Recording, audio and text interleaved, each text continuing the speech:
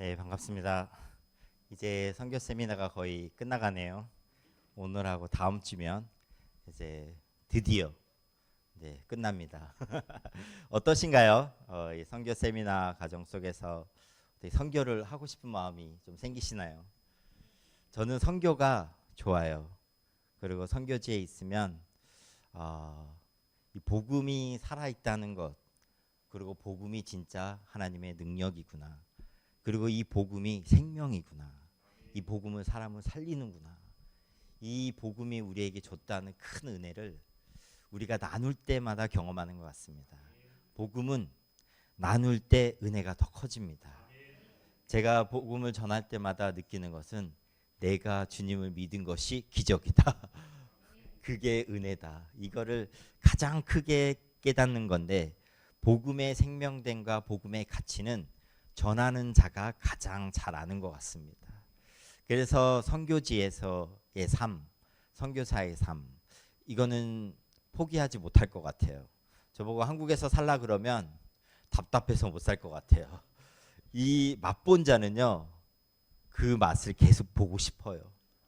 근데 우리가 이런 맛은요, 좀 우리가 욕심을 부렸으면 좋겠고, 이 맛은 우리가 놓지 말아야 되는 맛인 것 같습니다. 저희 모두가 정말 저는 이 시간 가운데 선교가 그렇게 힘들고, 물론 그런 것도 있죠. 하지만 선교가 정말 기쁜 일이고 보람된 일이고 또 가치 있고 또 하나님이 정말 기뻐하시는 일이구나. 이것을 우리가 이 일에 동참하는 것이 얼마나 큰 행복이고 기쁨이고 이 생명이 우리 안에 살아있다는 것이 정말 큰 복이라는 것을 좀 아셨으면 좋겠어요. 좀 전달을 해드리고 싶었는데 모르겠습니다. 전달이 됐는지 잘 모르겠어요. 오늘은 선교를 얘기할 때 전략적인 관점에서 우리가 선교를 조금 바라봤으면 좋겠습니다. 근데 제가 이 강의를 준비하면서도 한 가지 회의가 드는 게 있어요. 과연 우리가 하나님의 전략을 다 알 수 있을까? 그리고 사람이 마음으로 그 길을 계획할지라도 그 길을 인도하시는 이는 하나님이시라고 하셨는데 우리가 정말 가져야 되는 그 전략은 무엇일까? 하나님은 당대의 사람들을 사용하실 때 본인은 많은 생각과 계획을 가지고 계시는데 과연 그 일에 쓰임을 받고 있는 사람은 그 일을 다 알고 있었을까? 여러분 어떻게 생각하시나요? 저는 다 알지 못했을 것 같아요. 노아에게 배를 지어라. 그러면 다 알고 있었을까요? 모르죠. 순종해서 배를 지었고 순종해서 배에 탔고 동물들과 함께 탔고 문을 누가 닫았어요? 하나님이 닫으셨죠. 그리고 40일 계속 떠돌다 하다가 다시 물이 걷어지고 나오고 그러면서 8명 빼고는 세상에 많은 사람들이 다 죽고 하나님의 심판을 경험하고 또 나오고 이런 일들을 노아는 다 알고 있었을까? 하나님이 사람들을 사용하실 때 많은 전략과 계획과 생각을 가지고 계시는데 과연 우리가 그분의 전략과 계획과 생각을 다 알고 있을까? 저희는 땅에 있고 하나님은 하늘에 계시고 우리가 하나님의 계획과 하나님의 생각을 다 이해할 수 없다. 그런 것 같습니다. 근데 우리는 전략을 얘기해야 되잖아요. 그러면은 저는 이런 것 같아요. 결론부터 얘기하자면 전략은 하나님이 여호수아에게 신을 벗으라고 하고 그곳에서 하나님께 자기의 생각도 내려놓고 하나님께 맡기잖아요. 우리의 가장 큰 전략은 하나님이 불러주신 그곳에 서 있는 거고 그분의 손 붙잡는 거고 그분이 하라고 하는 거 그거 하는 거고 그분과 동행하다 보면 하나님의 일이 우리를 통해서 이루어진다. 저는 선교의 전략적인 측면들을 많은 선교학자들이 얘기를 하고 이 시대에 그런 전략들이 나오고 있어요. 그래서 이렇게 해야 된다. 하지만 또 제 안에 회의적인 것은 뭐냐면 이 전략은 여기서 통했지만 이곳에선 통하지 않는다는 거예요. 그곳에 특성화된 전략이지 이 전략이 하나의 예가 돼서 여기서 똑같이 적용할 수 있다 없다? 저는 없다라고 생각합니다. 그래서 우리가 실패했던 선교지에서 그거 아세요? 선교지는 많은 전략들이 와요. 세계에서 성공한 사례들, 제자훈련 사례들, 교회 개척 사례들, 어디가 시험 무대인 줄 아세요? 선교지가 시험 무대입니다. 제가 있으면서 많은 프로그램을 경험해보고 많은 세미나들을 터키에 와서 이제 하는데, 그걸 하면요, 근데 제가 그걸 하면서 느낀 게 하나 있었어요. 하나는 남미에서 성공을 했어요. 그래서 거기에 교회 부흥과 그리고 거기에 지도자들이 막 세워졌어요. 교회가 개척이 됐어요. 근데 그게 터키에 와서 통할까요? 이 컨텍스트가 다르기 때문에 요게 그대로 이식이 됐을 때는 문제가 생겨요. 이해가 안 됩니다. 그래서 여기에 토양에 맞는 전략이 필요하고 이것에 맞는 또 다른 계획을 세워야 되는데, 똑같은 것을 이식하다 보니까 많은 문제점들이 발견되고 있어요. 그래서 터키의 사례가 있고 중앙아시아, 북한, 중국, 세계의 많은 나라가 종족과 그런 상황들이 다 달라요. 그럼 이 상황 가운데서 우리는 어떻게 그러면 전략을 짤 것인가? 저는 전략가라고 했을 때는 최고의 전략가는 하나님이라고 생각합니다. 하나님은 진짜 사람의 생각을 뛰어넘어서 일을 하십니다. 우리가 하나님의 생각과 뜻을 다 이해할 수 없죠. 정말 그런 것 같아요. 저희가 신앙생활을 하고 계속해서 이렇게 살다 보면 정말 우리가 이해할 수 없는 일들이 너무 많이 생기고 그것을 다 이해할 수도 없고 그저 하나님 신뢰하면서 나아가는 것밖에 없다라는 생각을 가지게 됩니다. 정말 풀 수 없는 숙제들과 물음표들이 너무 많은 것 같아요. 오늘도 한 권사님을 만나서 식사를 하는데 정말 하나님을 향해서 마음도 있고 사랑하는 마음도 있고, 그런데 정말 하나님 앞에 그냥 가서 앉아만 있다가 오세요. 너무 상황이 힘들어서, 자녀가 너무 힘들어서, 이 고칠 수 없는 또 병에 걸려서 이 너무 힘들다 보니까 그냥 교회에 가서 하나님만 쳐다보고 다시 돌아오고 아무 말도 안 하고 하나님한테 가서 또 앉아 있다가 또 돌아오고, 고쳐달라는 얘기도 못 하고 그냥 가서 앉아 있다가 또 오시고, 참 우리 삶에 이해하지 못하고 답을 내릴 수가 없고 그러한 일들이 너무 많은 것 같아요. 하지만 저희가 알고 있는 것은 한 가지 있는 것 같아요. 하나님이 모든 것을 협력하여 선을 이루신다. 저희가 이 믿음 때문에 그런 안개 속에 있을지라도, 이해 안 되는 상황이 되더라도 하나님 바라보고 하나님 손잡으면 반석이니까 그분이, 그래서 우리가 흔들리지 않고 그분 안에 있구나, 이런 거를 배워가는 것 같습니다. 그래서 전략이라는 것도 사실 많은 것을 생각하고 얘기할 수 있고 하지만 기본적으로는 정말 이 일을 하나님이 하고 계시다라는 것을 우리가 믿고 한 걸음 한 걸음 나아가는 것이 우리의 전략이 되기를 소원합니다. 그런 전략으로 우리가 나아갔으면 좋겠어요. 우리가 뭘 이렇게 해야 된다, 저렇게 해야 된다. 근데 가면 어떻게 돼요? 다 달라지죠. 터키에 유명한 말이 있습니다. 에브데키 헤삽 차르샤 우이마스. 그게 무슨 뜻이냐면 집에서 아무리 계산기 두들겨도 시장에 가면 맞지 않는다는 거예요. 그래서 우리가 이론적으로는요 막 이렇다. 선교학자가 선교지에 가서 선교를 잘할 수 있을까요? 많이 알고 있는데 실제는 다르니까 이게 막 부딪히면서 막 새로운 상황들이 막 나오기 때문에, 참 그래서 진짜 좋은 선교 전략은 하나님과 동행하고 하나님께 순종하고 하나님과 동행하며 가는 것이 가장 큰 좋은 전략이다. 그리고 오늘 하나님이 나에게 보여주신 그 한 걸음 한 걸음 내딛다 보면 나중에는 뒤를 돌아보면 큰 퍼즐이 맞춰져 있는, 이건 시간이 지나가 봐야 볼 수 있는 하나님의 계획을 우리가 또 섭리를 이해할 수 있는 방법이고, 이 순종하는 것도 그런 의미에서는 은혜인 것 같습니다. 하나님이 정말 한 가지 되게 인사이트 있었던 게 하나 뭐였냐면, 이 세상을 하나님이 이렇게 경륜으로 이렇게 경영하실 때 하나님이 사용하시는 것이 있더라고요. 그게 뭐냐? 하나님의 선교 전략은 바로 공동체이다. 저는 그게 갑자기 생각이 나는데, 어떤 거였냐면 하나님이 아브라함을 불러주셨어요. 그리고 이스라엘을 세웁니다. 그렇죠? 이스라엘 공동체를, 교회의 그 구약의 이름은 카할이죠. 카할은 나중에 신약에 와선 에클레시아가 되는데, 이 카할이라는 말은 모이다라는 뜻이거든요. 그래서 하나님의 백성을 모으시고 그 모임과 회중이 나중에는 교회가 됩니다.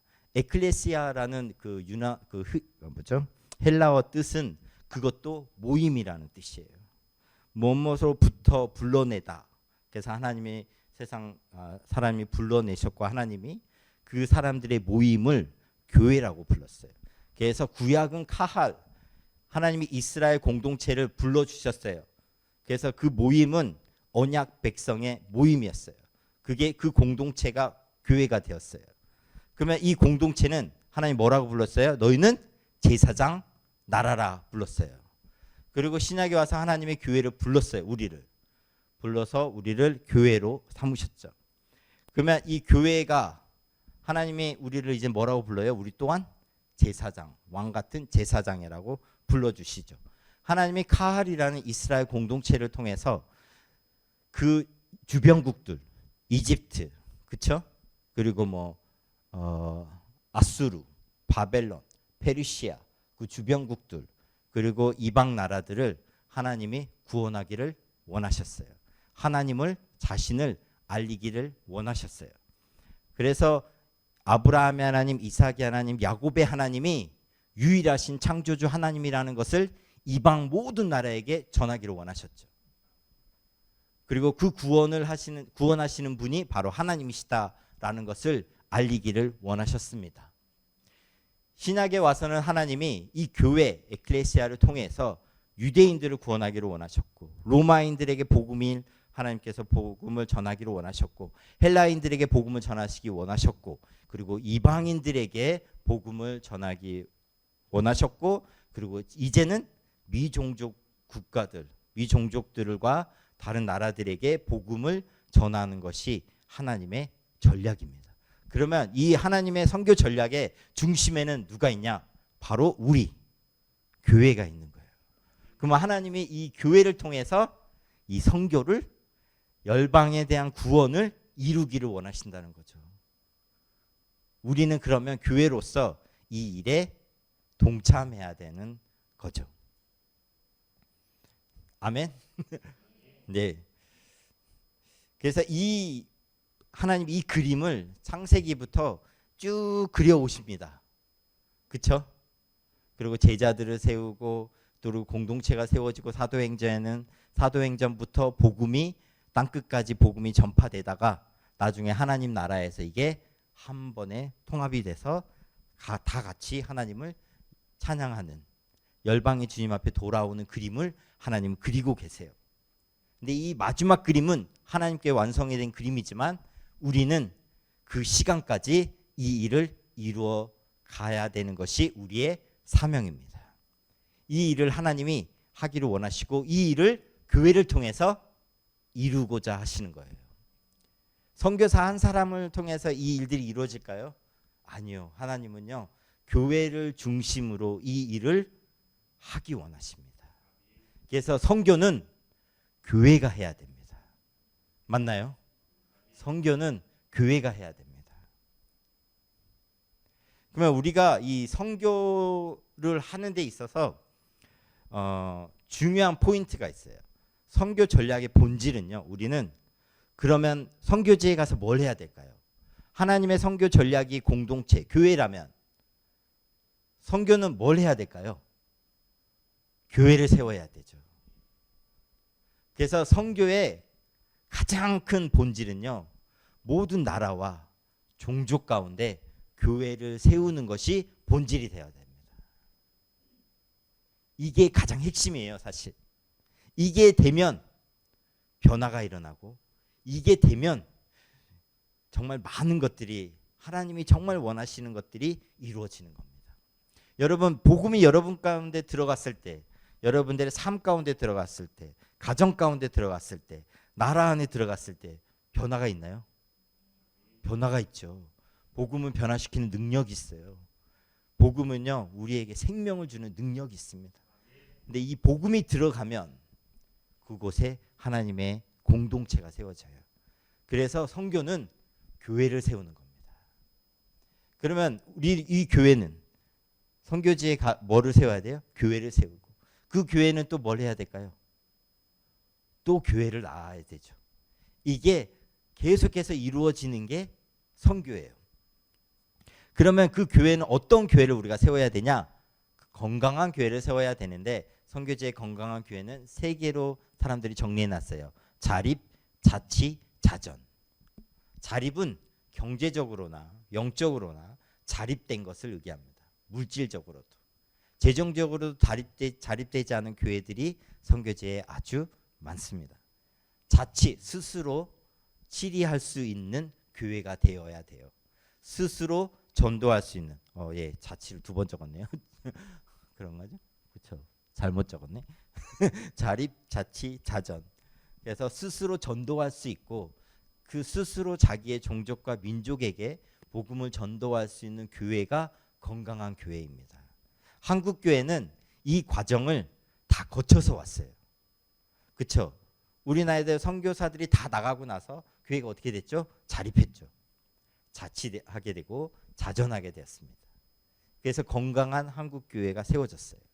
그리고 나서 교회가, 건강한 교회가 세워지면 여기서 멈추는 것이 아니라 새롭게 확장이 돼서 교회를 개척하러 나가는 것이 교회의 본 모습이에요. 이게 없고 계속 우리끼리 교회가 되면 그거는 건강한 교회가 되지 않습니다. 그래서 생각 있는 교회는, 한국에 있는 교회들도 이 뭐를 해요? 교회가 세워지고 건강하게 교회가 세워지면 계속해서 하나님의 나라를 위해서 확장해 나가며 개척해 나가는 모습이, 이 모습이 정말 건강하고 하나님이 원하시는 모습입니다. 교회가 이 모습을 잃어버리면 안 되겠죠.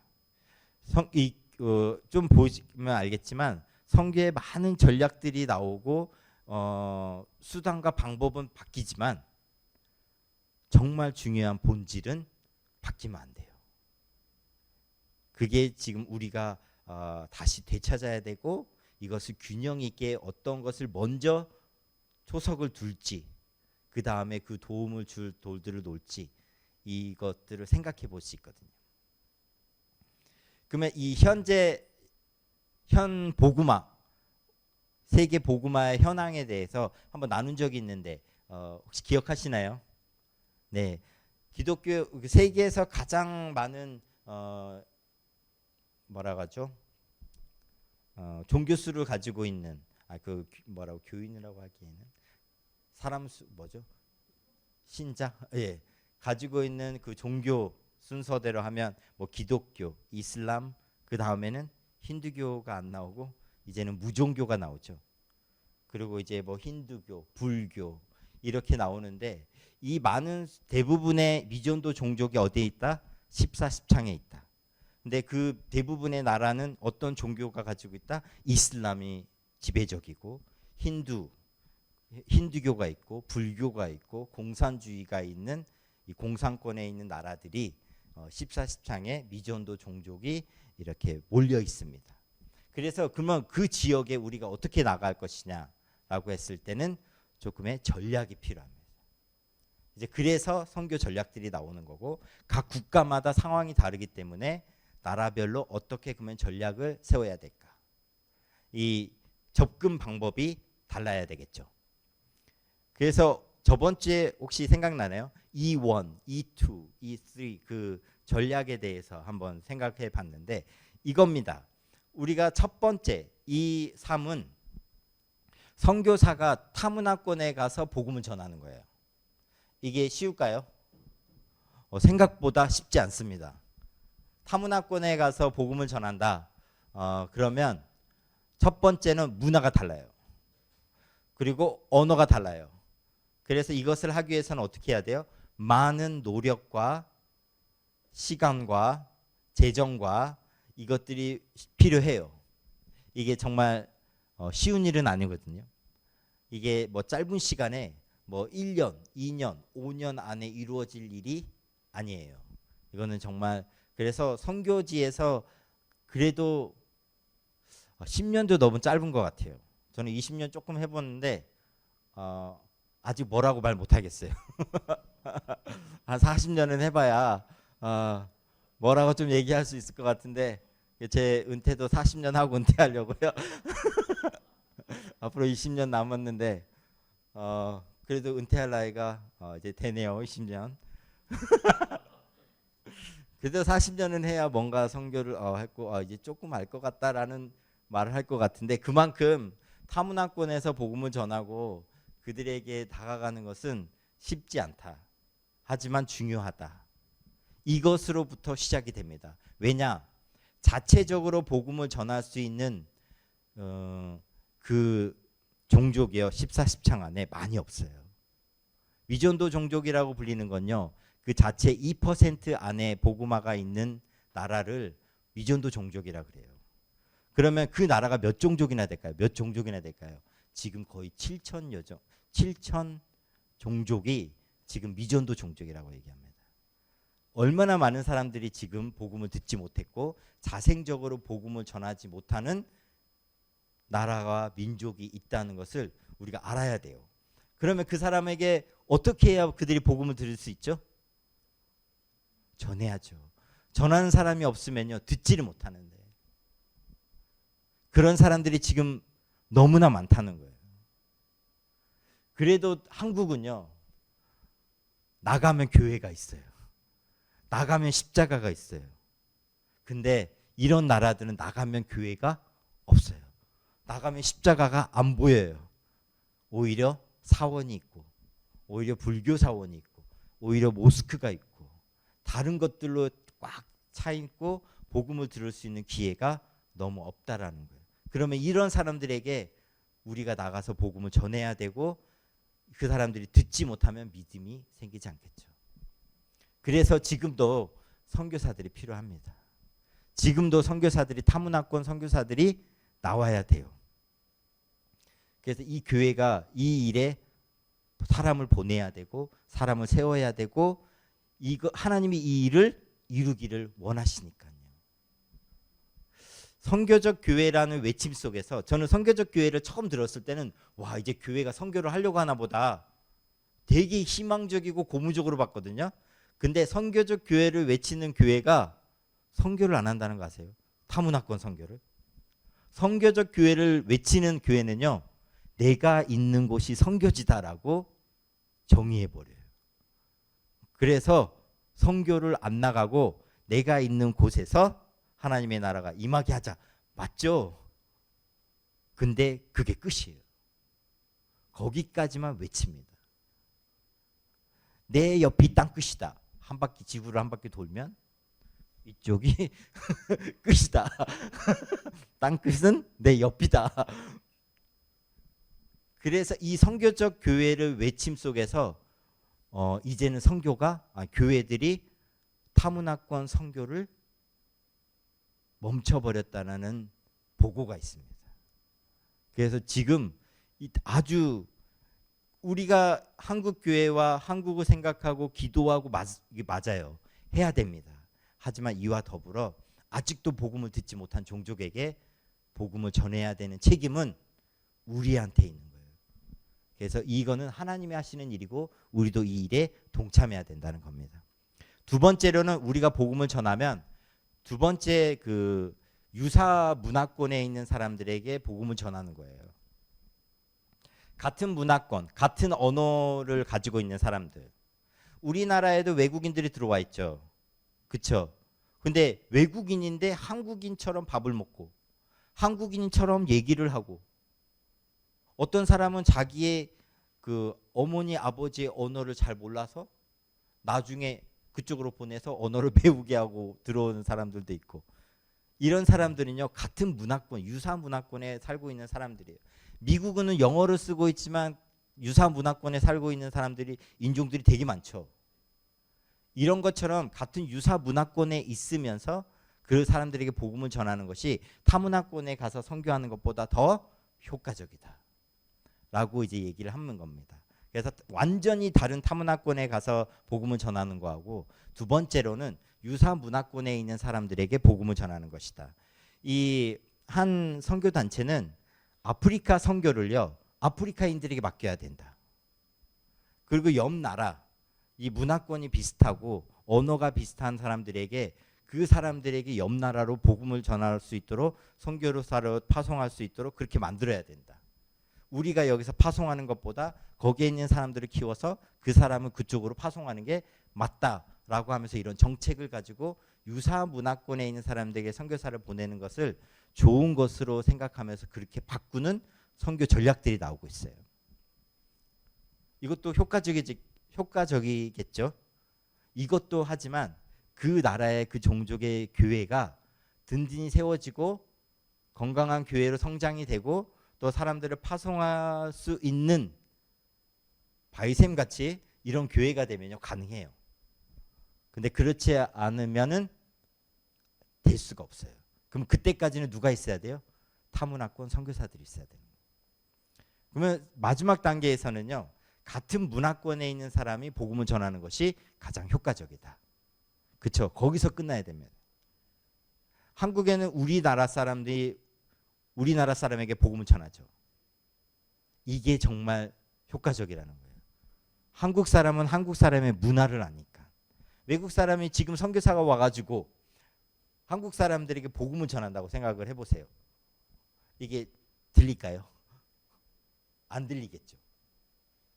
그래서 같은 문화권에 있는 사람이 복음을 전파하는 이 마지막 단계까지, 그래서 문화적 상황화가 이루어지고 그들의 언어로 복음을 제시하고, 이런 것들이 필요합니다. 그래서 선교 전략의 단계는 마지막, 같은 문화권에 있는 사람들이 그 민족에게 복음을 전하는 거기까지 나아가는 것이 선교 전략이어야 돼요.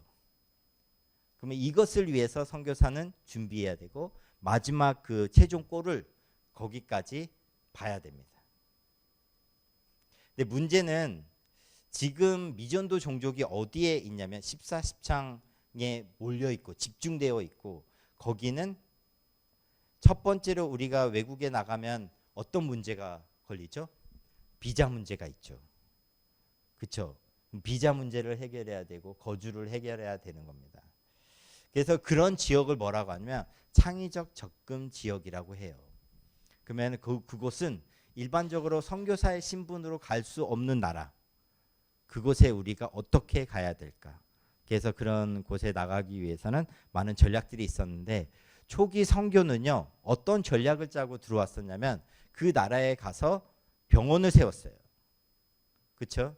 우리나라 한국에도 선교사님들 들어올 때 의사로 들어오고 병원을 세우고, 그렇죠? 세브란스 병원처럼 학교를 세웠죠. 그래서 이제 뭐 그 학교가 대학교가 되고, 그래서 교육, 병원, 구제, 이런 세 가지 걸 가지고 선교 전략으로 짰었어요. 근데 이게 통하지 않는 나라가 있을까요? 지금 만약에 예를 들면 제가 지금 사역하고 있는 나라는 이 세 가지를 할 수가 없어요. 학교를 세울 수 있다? 없어요. 병원을 세울 수 있다? 없어요. 구제를 할 수 있다? 없어요. 심지어 지진이 났어. 그러면 어떻게 해요? 많은 NGO 단체들이 들어오겠죠. 근데 이 나라는 어떻게 해요? 우리 필요 없다. 왜 그런 줄 아세요? 교회가 이제까지 했던 선교 전략을 알아요. 오히려 역으로 다른 나라에 가서 병원을 세워요. 다른 나라에 가서 학교를 세워버려요. 다른 나라에 가서 구제를 해요. 그래서 우리가 했던 전략을 그대로 벤치마킹해서 사역을 하고 있어요. 중앙아시아에. 그래서 거기에서 엘리트들을 다시 이나로 보내서 교육을 시켜서 이슬람 교육을 시켜서 다시 보내는 방법으로 이런 전략들을 근데 그걸 어디서 배웠어요? 예. 그게 아주 효과적이었거든요. 근데 지금은 이런 것을 하면 안 되는 나라가 돼버린 거죠. 이걸 법적으로 금지해 놨어요.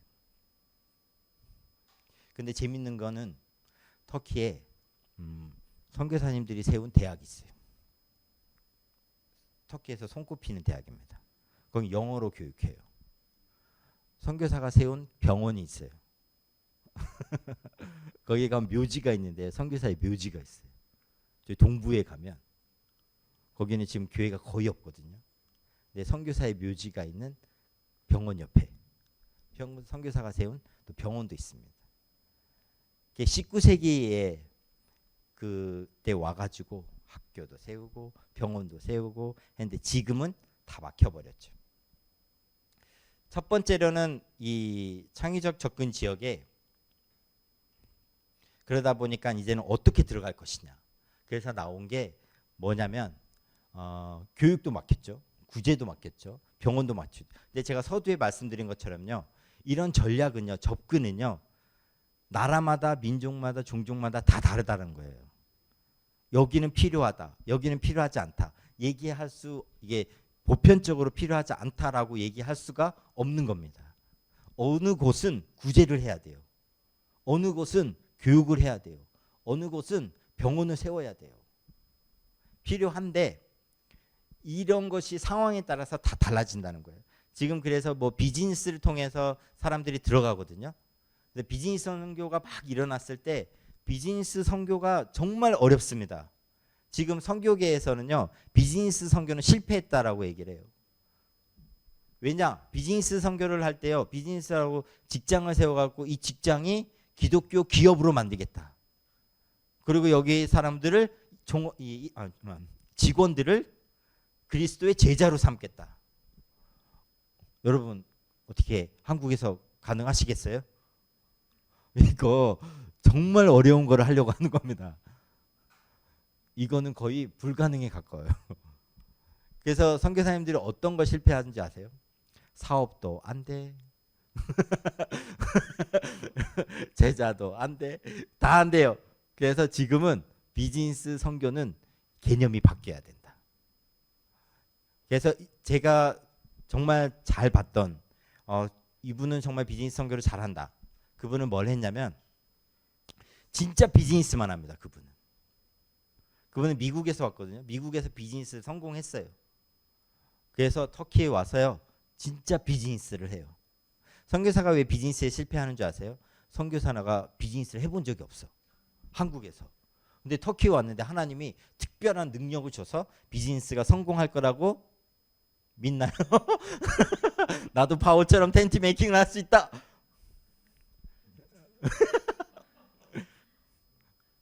제가 본 바로는 다 망한 것 같아요. 선교사는 비즈니스를 하면 안 돼요. 제가 볼 때 그래요. 진짜 근데 한국에서 비즈니스에서 성공을 했어. 그러면 할 수 있어요. 한국에서 살아남았으면 현지에서도 살아남을 수 있어요. 근데 여기서 쫄딱 망했어. 근데 선교 지으면 갑자기 하나님이 특별한 은총을 줄 수 있죠. 근데 대부분이 안 된다. 왜냐하면 비즈니스에 대한 이 촉과 감이 없어요. 그러다 보니 그리고 현지인들의 주머니에서 돈을 빼낸다는 게요. 정말 어렵습니다. 말도 잘 안 통하는 곳에서 이 사업을 한다는 건요. 쉽지가 않아요.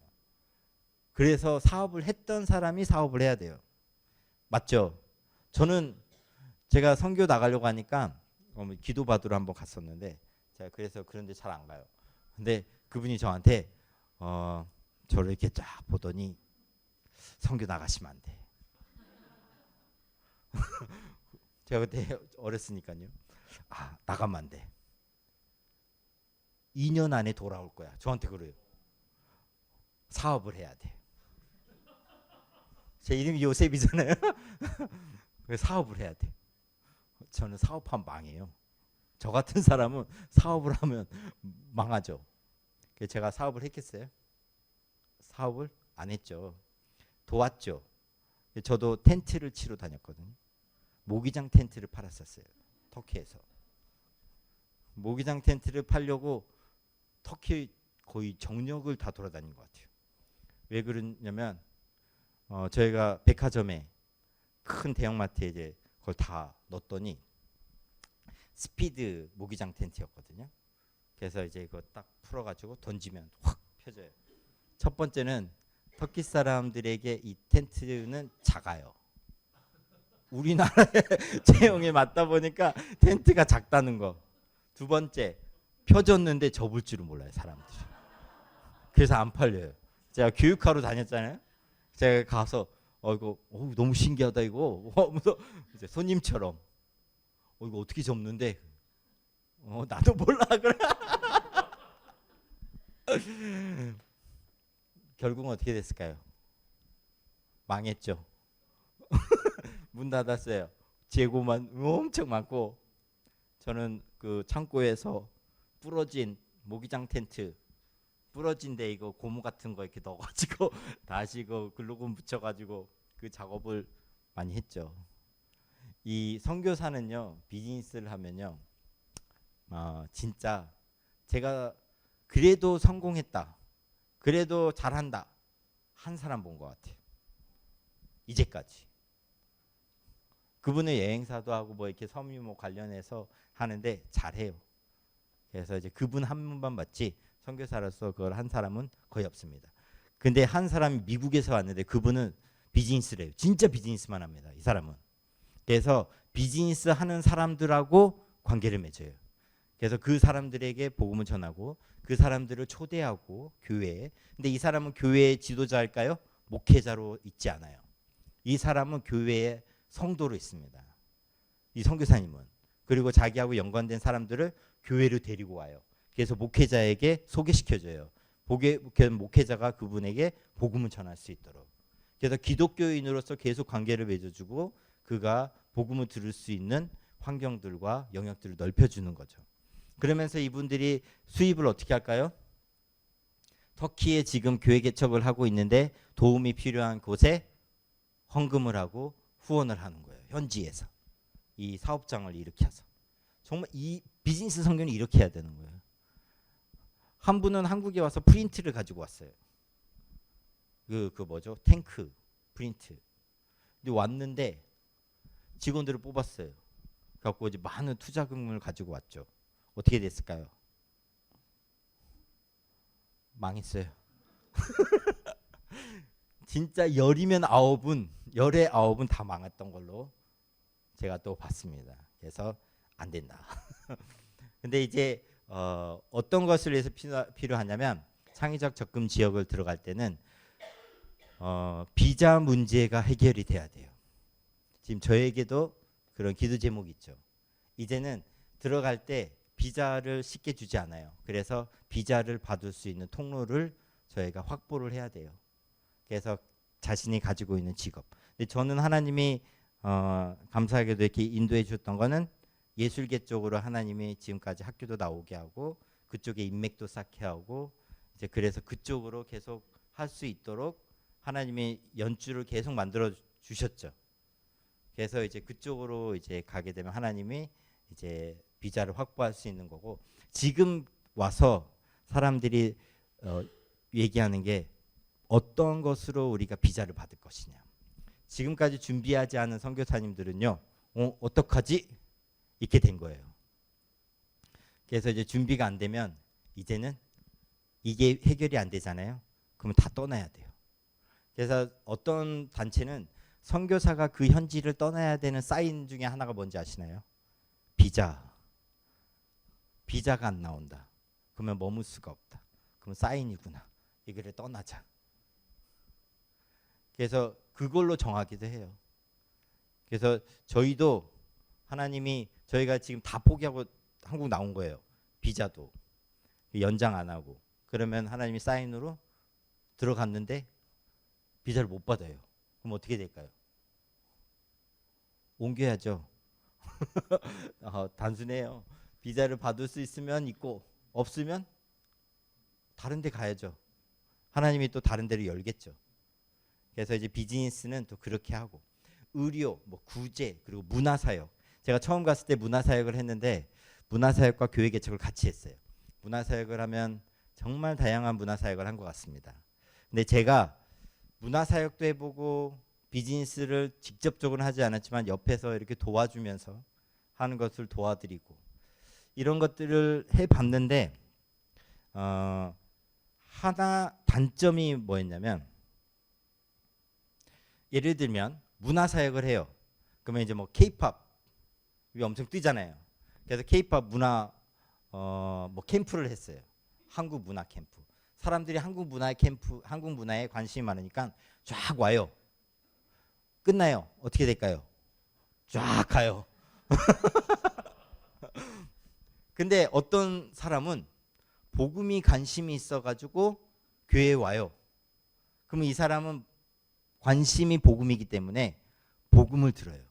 그럼 이 사람은 남을까요? 남아요. 그래서 제가 알게 된 게, 문화사역으로 시작했다가 말씀이 정말 중요하구나 왔던 이유가 그거였어요. 이게 많은 접근 방법이 있는데 본질, 복음을 흐리게 하잖아요. 실패해요. 제가 문화센터를 통해서 교회 개척을 생각했었는데 지금은 바뀌었어요. 교회를 통해서 문화사역을 해야 된다. 교회를 통해서 구제를 해야 된다. 교회를 통해서 사회를 섬겨야 된다. 비즈니스는 모르겠어요. 저는 교회를 통해서 비즈니스 하는 것은 아닌 것 같아요. 아직까지는. 이게 들어오는 순간 교회는 비즈니스 모임이 된다. 그래서 이거는 저희가 막아놨어요. 이거는 하면 안 된다. 근데 제가 지금 그래서 문화사역을 해도 교회의 이름으로 문화사역을 하고, 교회의 이름으로 교육을 하고, 교회의 이름으로 구제를 하고, 이것을 해야만 이게 복음이 흐려지지 않고 이게 더 본질을 지켜나가는 것이 중요하구나. 선교도 그럴 수 있어요. 선교도요, 문화사역을 막 하잖아요. 그럼 뭘 잃어버린 줄 아세요? 교회를 세워야 된다는 것을 잊어버려요. 정말 마음 아픈 일인데요. 비즈니스만 막 하다 보면요, 교회를 잊어버려요. 그래서 교회를 세우는 것이 하나의 목표지만 이 목표를 이루기 위해서 다양한 접근 방법이 있다는 겁니다. 근데 우리가 까딱 잘못할 수 있는 게 뭐냐면, 의료 사역을 해요. 병원 사역을 해요. 근데 우리가 선교의 본질은 교회다. 교회를 세우는 것이다. 근데 이분이 직접적으로 교회를 세우지 않아요. 그러면 이분의 사역은 무의미할까요? 어떤 교회는요, 이 사람이 교회를 세우지 않는다 해서 이 사람이 이제 더 이상 선교사가 아니다 하고 파송을 끊어버리는 교회도 있었어요. 맞는 걸까요? 나라와 민족과 종족마다요, 컨텍스트가 다 다르다는 거예요. 어떤 데는 직접적으로 교회를 개척할 수가 없어요. 복음을 직접적으로 전할 수가 없어요. 그럼 어떻게 해요? 간접적으로 이거를 해야 돼요. 예를 들면 중동이라는 나라에 여러분들이 가시면 교회를 바로 개척할 수 있나요? 없죠. 했다가 어떻게 돼요? 예. 하나님 빨리 볼 수 있어요. 그래서 그런 데서는 그렇게 못해요. 복음을 바로 전하는 것도 못하고. 그래서 그들은 언어를 배우고 친구가 되고 지금 난민이어서 난민들을 도와주고 이렇게 하면서 그들에게 한 명이라도 그리스도로서 이 그리스도의 향기를 그들에게 계속해서 보여주고, 그리고 그들에게 틈이 있을 때 복음을 전하고, 그들 중에 한 명이 또 예수님을 믿기도 하고. 우리나라에도 초창기에 선교사님들이 왔을 때, 의료 선교로 왔을 때도 그 중에서 몇 명이 하나님을 믿고, 그렇죠? 또 그러면서 또 교회가 세워지고. 그래서 그분들이 하는 일이 결코 무가치하지 않다라는 것을 저희가 잘 알고 있어야 돼요. 직접적으로 복음을 전하지 않더라도 그게 하나님 앞에서 가치가 있는 거예요. 근데 우리가 잘못 생각하면 이 일은 무가치하고 이 일은 가치 있다. 이렇게 생각해 버릴 수도 있거든요. 근데 이것을 하는 사람도 이것의 본질은 우리가 교회를 세우는 것이다. 이 생각을 가지고 저희가 있어야 됩니다. 그래서 복음은 희석되면 안 돼요. 그렇죠? 진리는 진리로 선포돼야 돼요. 문화에 관심이 있어서 온 사람은 문화에만 관심이 있어요. 그에게 복음을 전하는 순간 걔는 가버려요. 뭐에 관심이 있어서 온 사람은 그것이 없어지면 가버려요. 근데 우리가 어떤 생각을 하냐면 이것이 통로가 돼서 이 사람이 복음을 들을 수 있는 기회가 될 것이다. 맞는 말인데요. 제가 해보니까 정말 어려워요. 100명에 1명 나올까? 그래서 저희는 전략을 바꿨습니다. 저희는 복음으로 승부하자. 우리는 진리로 승부하자. 그러면 사람들에게 복음이 들려지면 이들에게 변화가 있다. 그래서 이 복음은요, 문화의 옷을 입더라도요, 복음의 색깔은 바뀌면 안 되죠. 진리는 진리대로 선포돼야 돼요. 컨텍스트는 바뀔 수 있지만 텍스트는요, 변하면 안 된다는 거예요. 이게 한국교회도 마찬가지고요, 선교지도 마찬가지예요. 교회가 본질과 복음을 잃어버린다? 이게 조금씩 희석되어 버린다? 그러는 순간요, 정말 걷잡을 수 없이 바뀌어 버립니다. 그래서 주객이 전도돼 버려요. 저는 정말 이게 주객이 전도되지 않는, 정말 복음은 복음대로, 진리는 진리대로 외쳐져야 되고, 그래서 정말 사람을 변화시키는 것은 구제도 아니고 의료도 아니고 복음이라는 것을 알게 되는 것 같아요. 우리 교회에 어느 교인이 있었는데 아프면 교회 와요.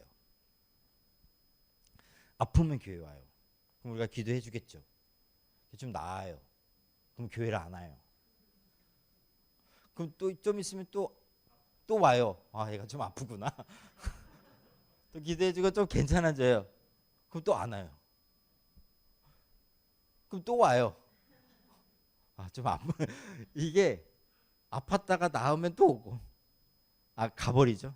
아프면 또 오고, 나오면 가고. 얘에게는 복음이 이거예요. 근데 진짜 복음은 얘 삶을 변화시키고 생명력이 있는 거예요. 성령이 그 안에서 역사하고, 복음 하나만 있어도 정말 기쁘고, 이 복음이 나를 어떻게 변화시켰는지, 나의 가치를 하나님짜리 만들어줬는데 이 가치가 무엇인지 아는 사람은 복음 하나만으로도 만족하고 기뻐하고 행복하고, 반석되신 하나님이 나와 함께 계시는데 정말 내가 살아갈 힘이 있고, 이런 것이 복음이고 진리고 이걸로 살아가야 되는데 이게 안 들어오니까 자꾸 다른 걸로 들어와요. 그냥 요즘에 제가 한국교회 가보니까 교회에 다 무인 카페들 막 생기더라고요. 그래서 교회를 갔는데 사람은 없고 로봇만 있어요. 네, 카페. 너무 좋다. 근데 커피는 마시는데 로봇만 봐. 아무도 없어. 뭐 사역자들 오는데 인사도 안 해요. 누가 왔는지 갔는지. 이게 선교적 교회라고 하면서 열어놓긴 열어놨는데 참 이게 맞나 생각은 들더라고요. 그래서 정말 교회가 잃어버리지 말아야 되는 거, 그거는 저는 복음인 것 같습니다.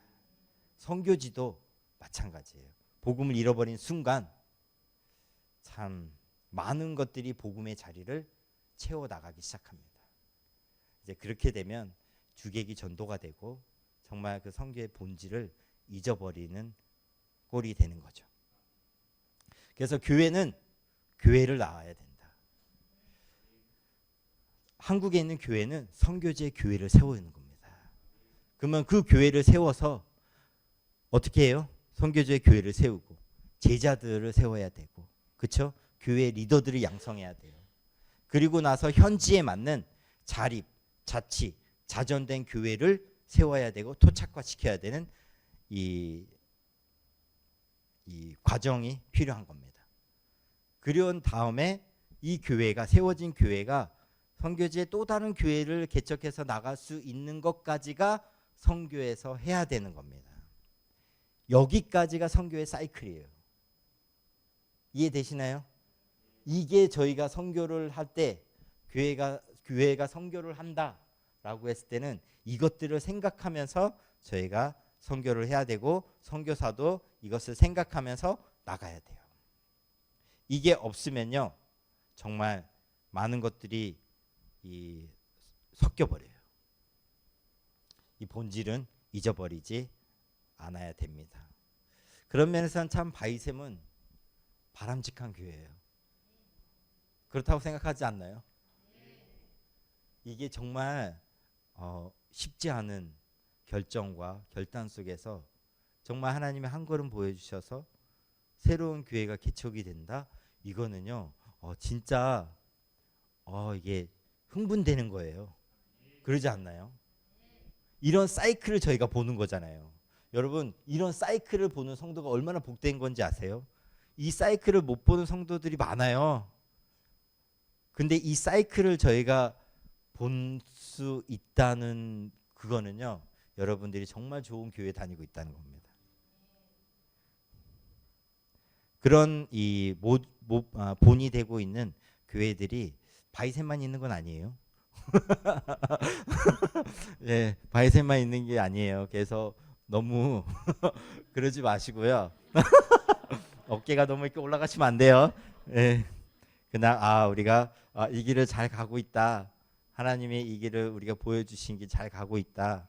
그리고 다른 교회도 정말 본이 되고 이 길을 걸어가고 있는 교회도 있습니다.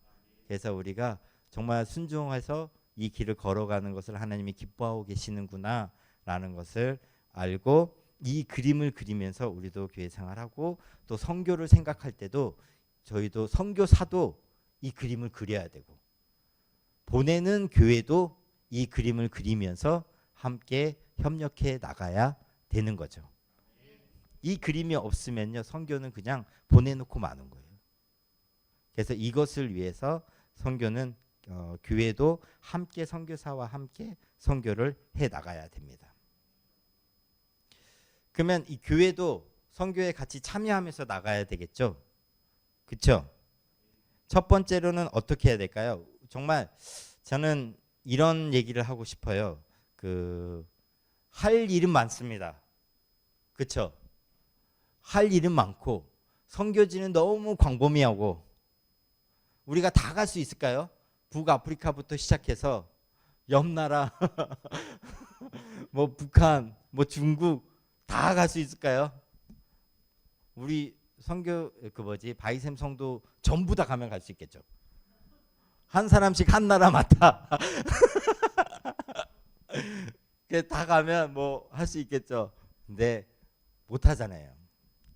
저는 생긴 대로 살아.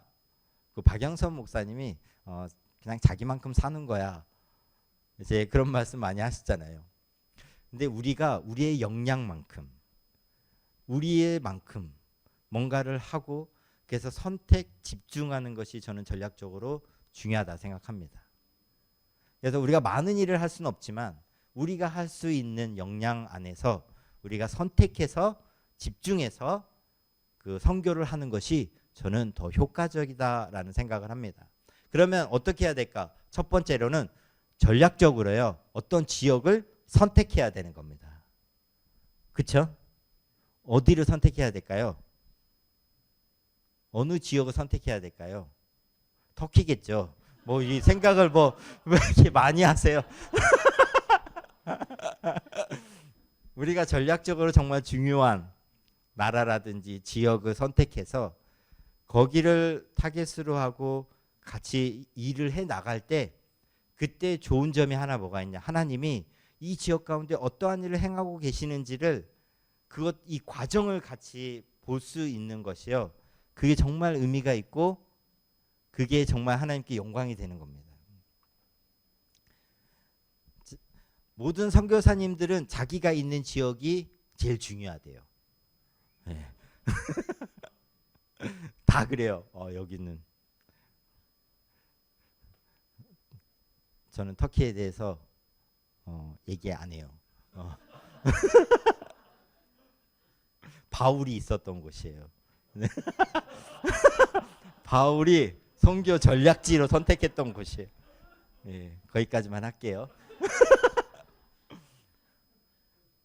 교회는 그래서 선택해서 지역을 선택하고 그곳에 집중하는 것이 그 교회적으로도 좋은 것 같아요. 제가 지금 있는 그 거제에 있는 교회도 정말 선교에 대해서 너무 잘하는 것 같아요. 잘하는데 제가 하나 아쉬운 거, 그 각 목장별로의 선교사님들을 섬겨요.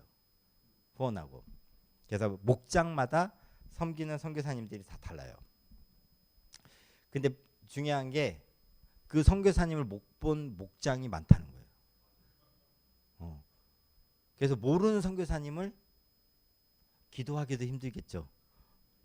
그래서 근데 이게 자칫 어떻게까지 갈 수 있냐면요. 그냥 보여주기식 선교를 할 수 있어요. 교회가. 우리 이만큼 선교하고 있다. 우리 이만큼 선교사님들에게 후원하고 있다. 근데 저는 그것보다 정말 선택해서 집중해서 적은 선교사가 있지만 선교를 제대로 하고 있다. 그런 말을 듣는 교회였으면 좋겠다라는 생각이 드는 거예요. 그게 더 바람직하지 않나. 우리 사이즈가 한 명을 파송하고 한 명을 섬길 수 있으면 저는 한 명이어도 하나님이 기뻐하신다고 생각해요.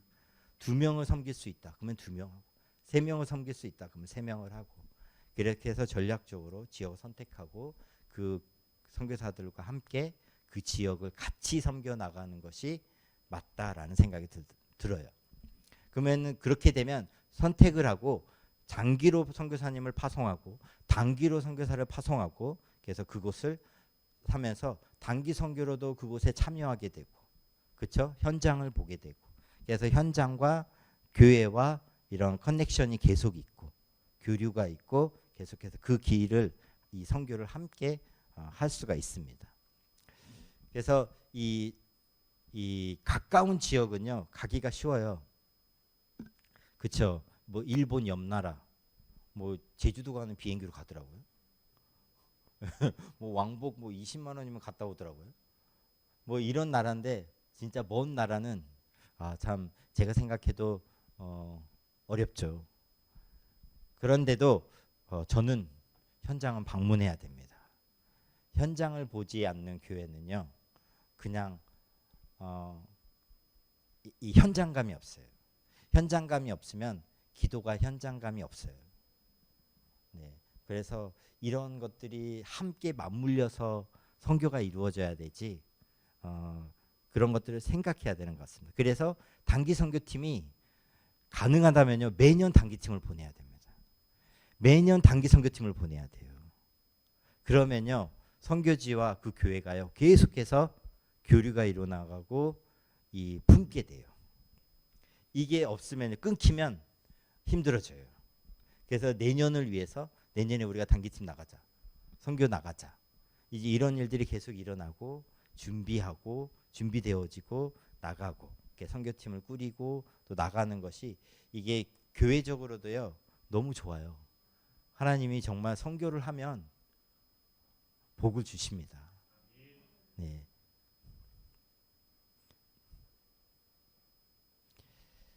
선교에 우리가 직접적으로 참여할 수 있는 사람들이 있고 간접적으로도 참여할 수 있는 사람들이 있고, 그리고 요즘은 뭐가 제일 좋아지냐면요 디지털이 되게 좋아지고 있어요.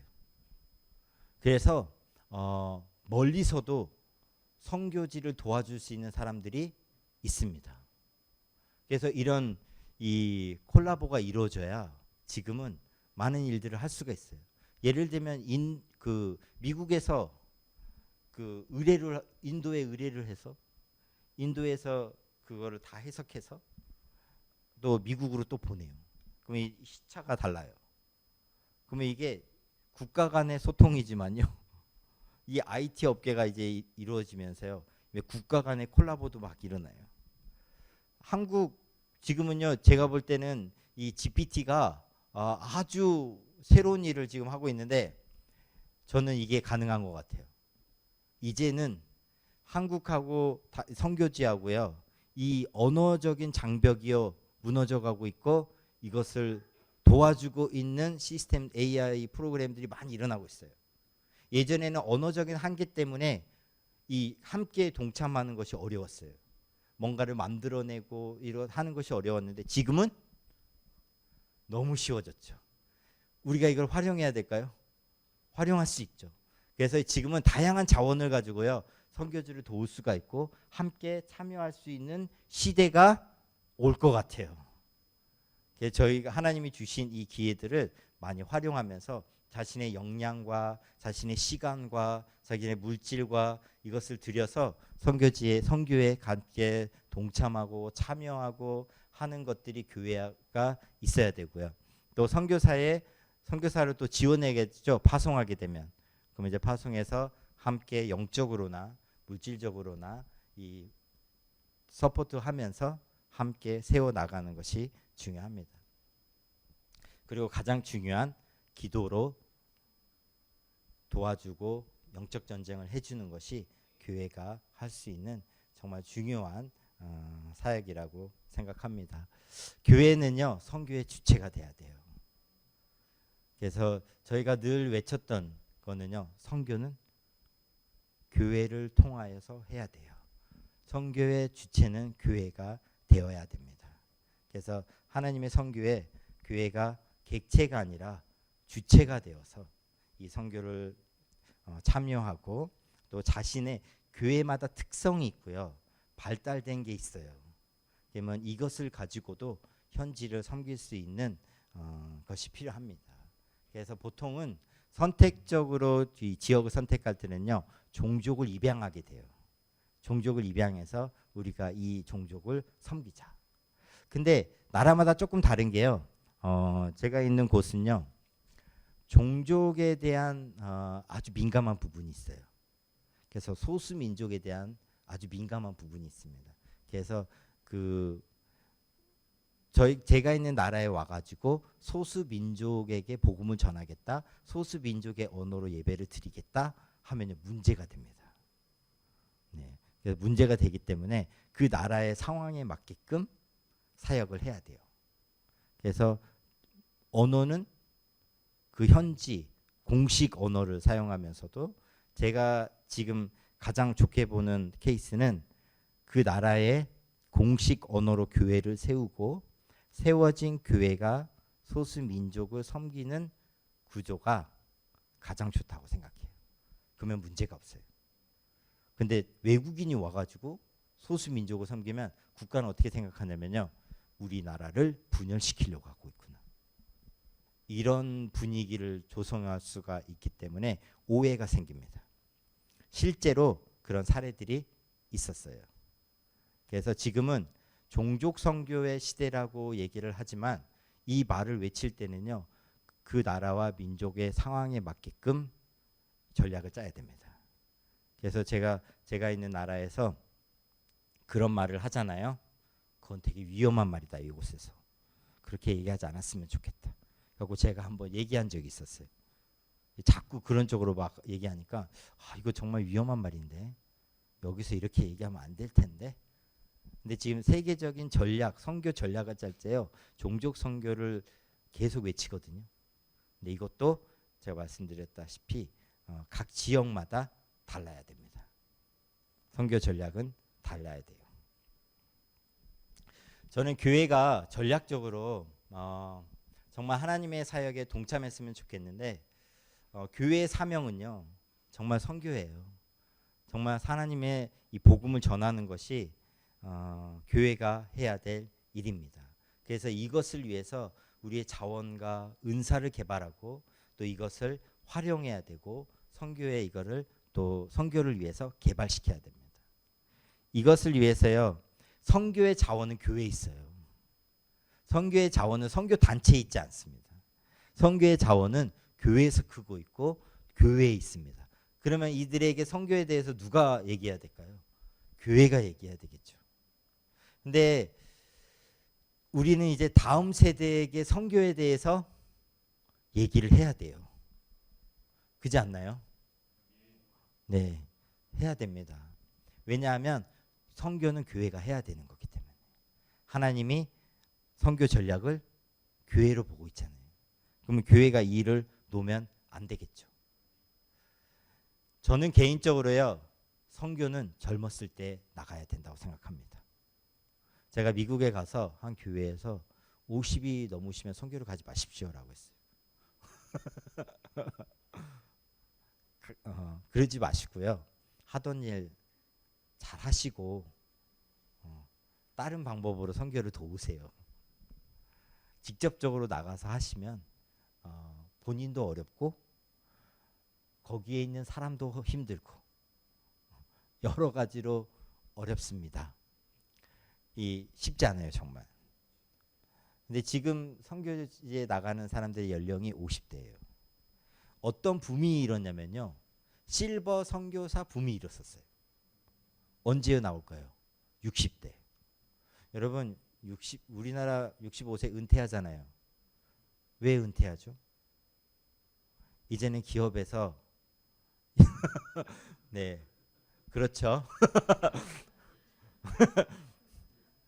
근데 선교지에 나와요. 그러면 이 받는 사람도 힘들고 본인도 힘들고, 같은 언어권이면 괜찮아요. 근데 참 이게 그래서 선교는요, 더더욱 전 젊었을 때 나가야 된다고 생각합니다. 적어도 30대. 40대면 조금 더 생각해 보세요. 그래도 가능해요. 근데 50은 권장하지 않습니다. 왜냐하면 나가면 좀 있으면 들어와야 돼요. 은퇴해야 돼요. 10년 금방 가거든요. 그래서 저는 70대, 요즘 선교사님들 은퇴 연령을 70으로 잡더라고요. 그래서 제가 물어봤어요. 왜 70으로 하시나? 너무 많은 거 아니냐고.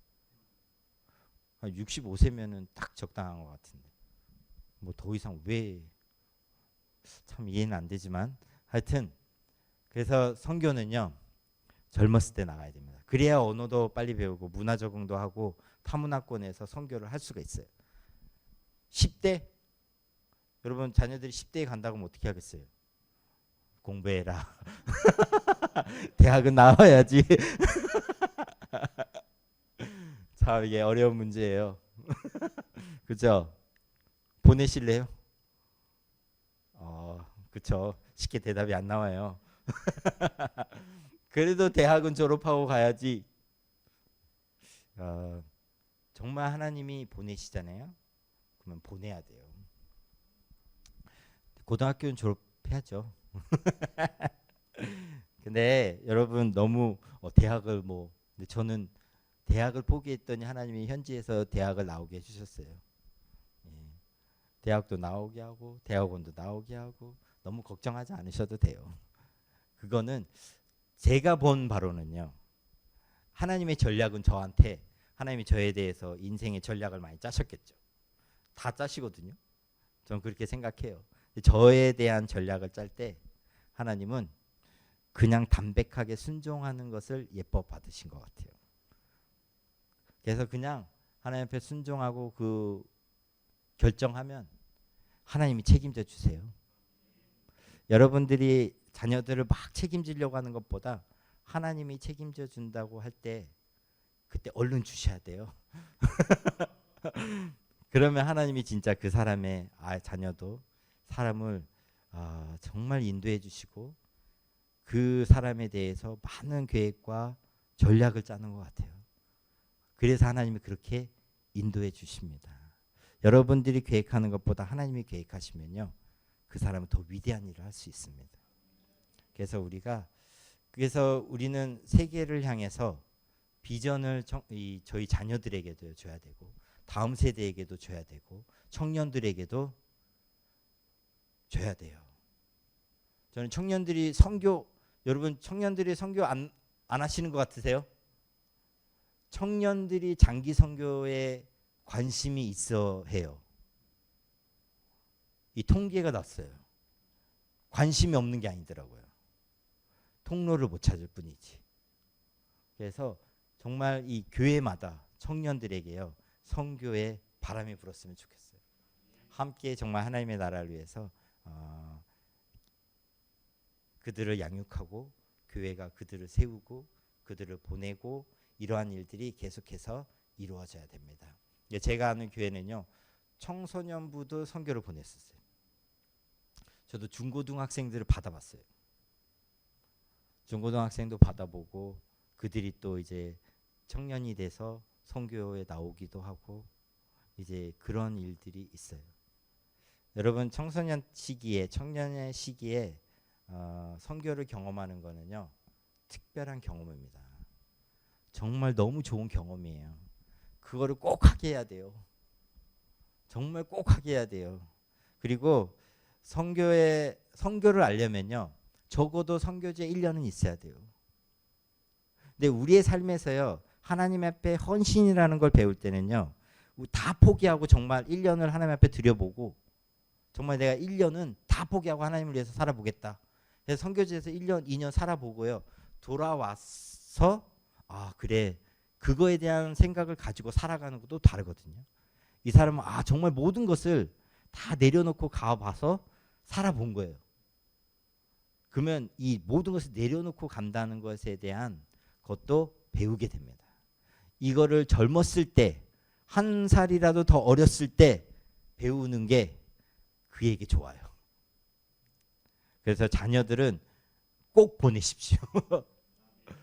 꼭 보내서 그들이 선교도 알고 하나님이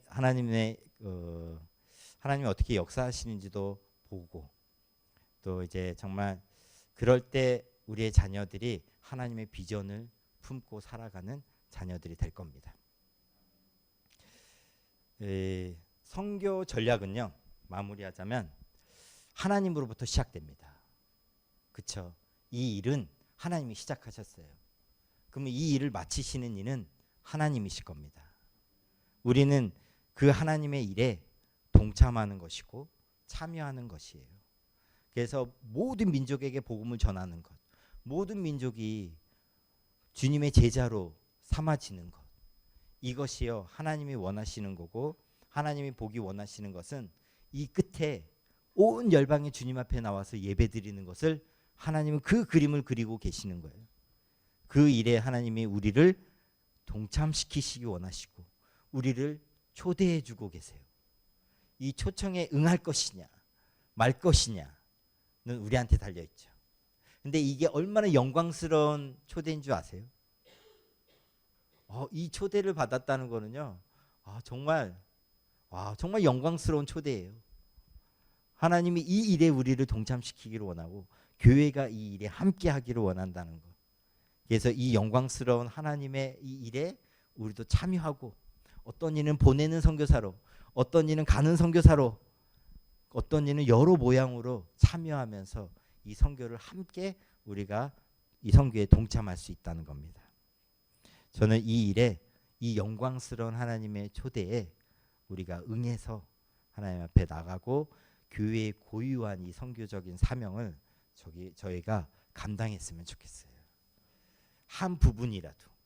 그죠? 저는 그 예전에 저희 집에 퍼즐이 있었거든요. 2,000개짜리 퍼즐이 있었어요. 다 했는데 퍼즐 하나가 없어졌어요. 2,000개를 다 맞췄어요. 그러니까 1999개를 다 맞췄는데 하나가 없어요. 그래서 그것만 딱 빈자리가 있었어요. 그래서 그걸 액자로 만들어놨어요. 하나가 퍼즐이 맞춰져야 퍼즐이 완성이 된다는. 와, 너무 의미 있지 않아요? 나만 너무 감동했나? 근데 그 퍼즐이 나라면 너무 멋지지 않나요? 그 퍼즐이 우리 교회라면, 우리가 그 퍼즐 하나로 하나님의 그 그림을 완성할 수 있다면, 하나지만 그 그림을 완성할 수 있는 퍼즐이라면 정말 우리의 삶이 얼마나 가치 있고 정말 의미 있지 않을까. 하나님이 정말 기뻐하는 그런 퍼즐이 되지 않을까 생각이 듭니다. 그래서 우리가 하나님의 전략에 참여하는 교회가 되었으면 좋겠어요. 제가 기도하고 마치도록 하겠습니다.